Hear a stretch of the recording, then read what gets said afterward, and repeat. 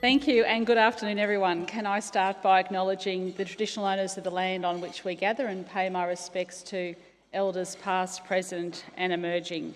Can I of course acknowledge the Honourable Vice President Al Gore. It is wonderful to welcome you to Queensland. Could you all please join with me in welcoming Al Gore to Queensland.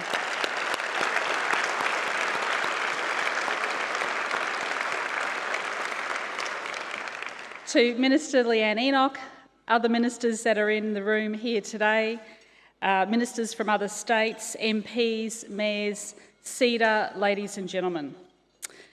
Well, this time last week, I travelled to Gladstone to launch my government's $19 million hydrogen strategy.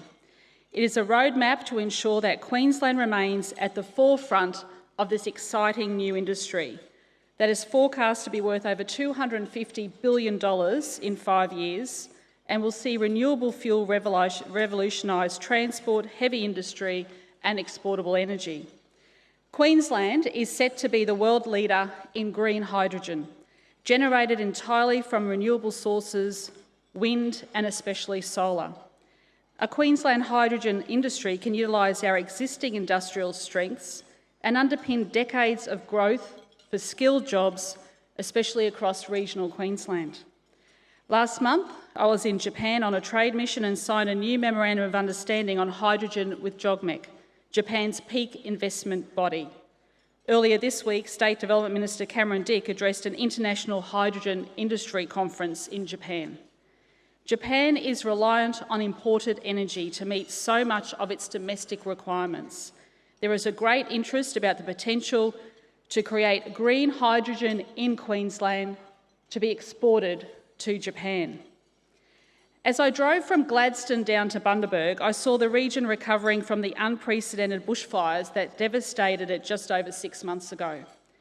Those fires came after an equally unprecedented heatwave that stretched over 1,000 kilometres of Queensland.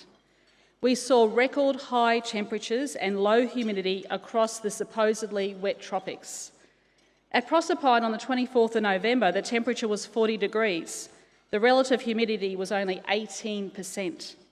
The day before, it had been 66%. On the 28th of November, when the temperature hit 44.4 degrees in Rockhampton, relative humidity fell below 10%. For days, the baking heat transformed vegetation in ways we have never seen before in Queensland. At Yungala, near Mackay, bushfire burnt through rainforest, an event believed to be previously unrecorded in scientific journals. That observation was made by David Bowman at the University of Tasmania, who went on to say those Queensland fire conditions were the terrestrial equivalent of ice sheeting breaking up. For the first time in Queensland, the first time ever, the Bureau of Meteorology rated the fire danger as catastrophic. First time. That rating recognises how prolonged periods of extreme heat can bake anything flammable, grass, trees and buildings. A catastrophic fire danger means that the fire is expected to exceed any building code. In other words, if you are in the fire's path, nothing is guaranteed to keep you safe. Those fires were followed at the beginning of this year by another unprecedented weather event, a monsoonal low that flooded tens of thousands of homes in Townsville and killed hundreds of thousands of cattle in Northwest and impacted in such devastating ways on communities across the north of our state. I can tell you that our government estimates we will invest $1.3 billion on disaster recovery in the region between Townsville and Mount Isa as a direct result. Our cyclone season began with Tropical Cyclone Owen in early December, and as I stand here today in winter, the cyclone season ended less than 1 month ago when Cyclone Anne crossed Cape York. The people in regional communities like Cairns, Townsville, Cloncurry, Kowanyama, the Whitsundays, Mackay, Gladstone and Gracemere, remember Gracemere had to be evacuated, and Proserpine have a personal understanding of climate change than other Australians. That is because they experience it every summer, whether it be fire, flood, drought or cyclone. Our farmers in Queensland understand climate change because they have to deal with it every day. Despite last summer's devastating floods, many of our Western communities are in their 7th year of drought. With organisations like the Queensland Farmers Federation and GrowCom, our government has developed the Agriculture Sector Adaptation Plan as part of our climate adaptation strategy. We have a $500 million land restoration fund, which is kickstarting new revenue streams for farmers that could be worth $8 billion a year by 2030. Queenslanders understand climate change. My government understands climate change, and that is why we specifically set a target to generate 50% of our energy from renewables by 2030. In Queensland, we are and we will continue to be a state where minerals continue to sustain human existence are dug up from the ground. Ever since James Nash discovered gold near Gympie in 1867, Queensland has been a resources state. Whether it is copper, silver, lead and zinc from Mount Isa, copper and gold at Gympie and then Mount Morgan, or the world's best metallurgical coal from the Bowen Basin, Western Mackay, Queensland's history is built on resources. As long as the world needs steel, we will need iron ore and metallurgical coal to make it. Last month, I met with JFE Steel in Japan, the country's 2nd largest steelmaker. JFE recognises the threat posed by climate change, and they're actively working to reduce emissions. The Queensland metallurgical coal they use to make their steel results in a 30% lower emissions than other Asian steelmakers. And like Queensland, Japan is also setting renewable energy targets. Queensland is also Australia's energy powerhouse. We have the youngest and most efficient coal-fired power stations in the country. We are the only eastern state opening up gas reserves for export, for exclusive domestic use here, and as a feedstock as well for energy. And earlier this week, I visited Incitec Pivot Fertiliser plant in Brisbane, where our policy of opening up gas tenements exclusively for the manufacturing industry has secured 400 jobs into the future. But it's our strengths in renewables that ensure Queensland will be a national and potentially global energy powerhouse into the future.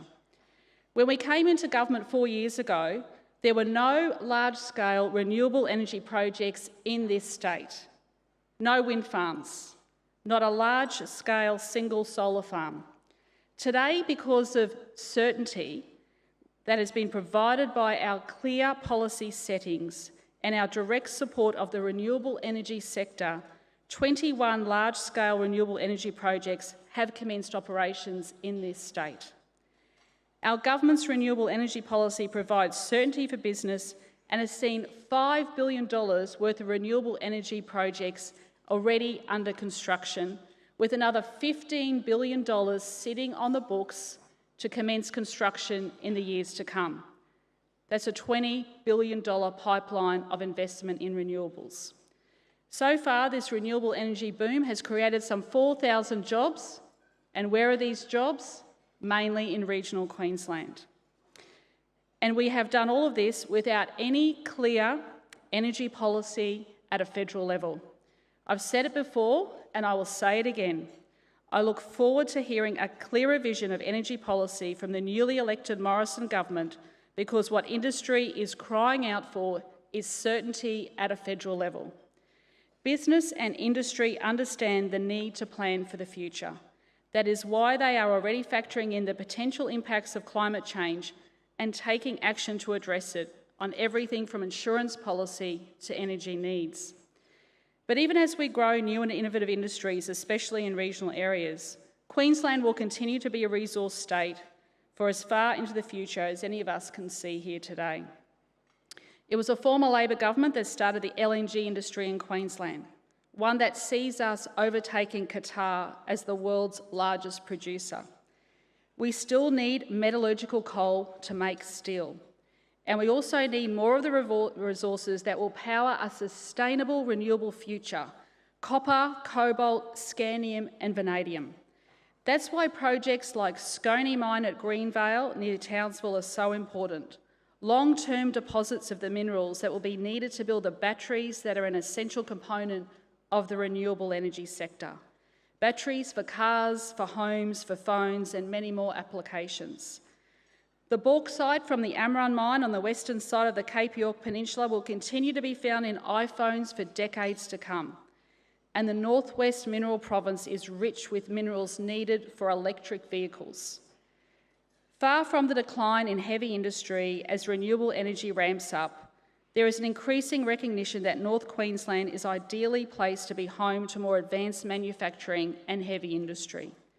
There is no better example than Sun Metals in Townsville, the Sun Metals zinc refinery. They decided to take its energy requirements into its own hands, investing $200 million to build one of the largest industrial solar farms in Australia. 1.3 million panels generating up to 125 megawatts and reducing Sun Metals' power bill by 1/3. See, large-scale business is taking action. Excess generation from Sun Metals goes into our very own national energy grid. What we have seen happen at Sun Metals in Townsville can be a blueprint for Queensland's future industrial use. Sustainable regional development harnessing our natural advantages, our existing industrial base, our abundant sunlight and predictable wind patterns complementing each other for renewable generation and hydrogen, our regional ports at places like Bundaberg, Gladstone, Mackay, Townsville and Cairns, our mineral resources for renewable industries from energy to transport are increasingly being recognised by economists, environmentalists and energy analysts as the reason why Queensland should be home to more heavy industry, not less. We have the world's longest electric vehicle superhighway running from Cairns to Coolangatta. As more and more car makers move towards electric vehicles, companies like Tritium here in Brisbane are leading the world, exporting battery charging stations to 29 countries around the world. We are supporting investment in biofuels from ethanol that creates new markets for sugarcane, farmers to biodiesel that uses products from macadamia nuts to old truck tyres from the mining industry. And Brisbane Airport is one of just a handful around the world trialling sustainably produced biojet aviation fuel. And can I take this opportunity to congratulate Virgin Australia, who in the last week have announced that the biojet loaded through the Brisbane Airport fuel farm has achieved 1 million kilometres in the air. Friends, I spoke earlier about the personal understanding that regional Queenslands have of climate change. Nowhere is that more true than for our tourism operators on the Great Barrier Reef, who have witnessed firsthand the devastating impact of bleaching and the impact of cyclones. My government has done more than any other government to protect and preserve the Great Barrier Reef.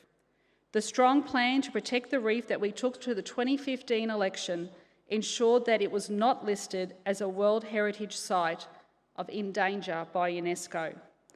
We passed the Sustainable Ports Development Act in 2015 to ensure that dredge spoil was not dumped at sea in the Great Barrier Reef World Heritage Area. We strengthened the Vegetation Management Act in 2018 to better protect against sediment runoff into the Great Barrier Reef Lagoon and avoid carbon emissions from large-scale land clearing. We have legislation currently before Parliament to accelerate our efforts to improve water quality and improve farming practices and reduce fertiliser runoff.